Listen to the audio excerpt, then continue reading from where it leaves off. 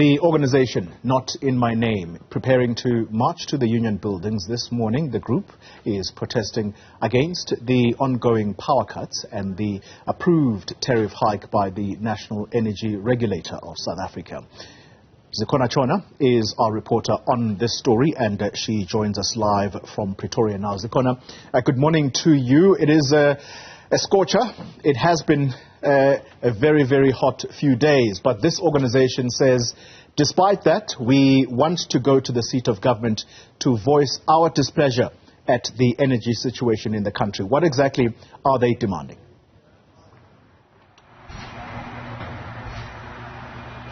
Certainly, Koli, Not In My Name is determined to go ahead with today's protest.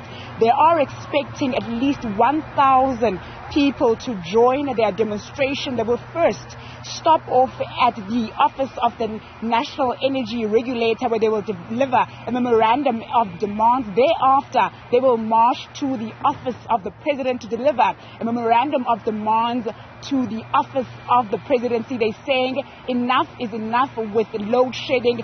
Small businesses are being affected. Livelihoods are being affected. The city of Tshona, yesterday, speaking to Newzroom Afrika, has urged those who will come out to support Not In My Name in its demonstration to be peaceful and focus on the cause that they are protesting about, and not allow any element of criminality to overshadow that. Several roads in the capital city will be affected by today's protest. Paul Kruger Street, Madiba Street, Nelson Mandela Drive, as well as Steve Biko Drive. Those are just a few. So the city of Tshona has urged motorists to find alternative routes should they need to be traveling around the protest. But to talk to me more about today's demonstration is from Not In My Name, one of the organizers of the protest, just to talk to us about why you felt it was important for you to organize this protest today. Firstly, we cannot pay more to receive less electricity. It is the equivalent of funding load shedding itself. It's not like we're paying for electricity anymore. We're paying to be load shed.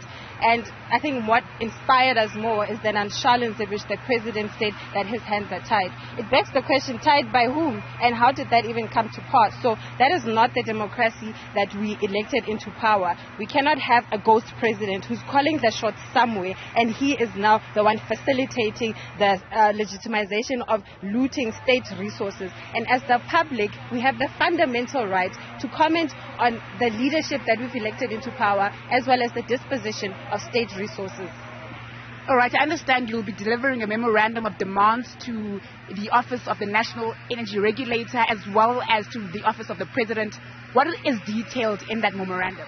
You know, firstly, with NERSA, we would like them to stave off the tariff hike, because they're almost co-signing a death warrant, in the sense that there are patients who are oxygen dependent, for example. And now you're saying we need to keep paying more. You're not substantiating or justifying why you need to do that. So that's one thing that we need NERSA to do. As for the president, he needs to declare this a national state of disaster and implement the same measures that he did during COVID-19. He needs to issue a moratorium on coal exports, as well as for salary increases, and ensure that retrenchments are made where needed. If there are certain engineers that need to be called upon, then there need to be no red tape associated with that. If people are available to work, people who are capable to work should work and assist the president.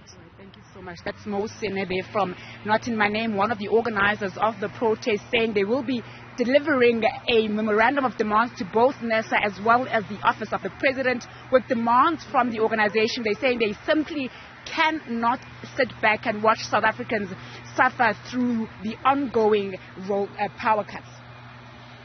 Thank you very much for that update. That's a march that we are certainly going to be following.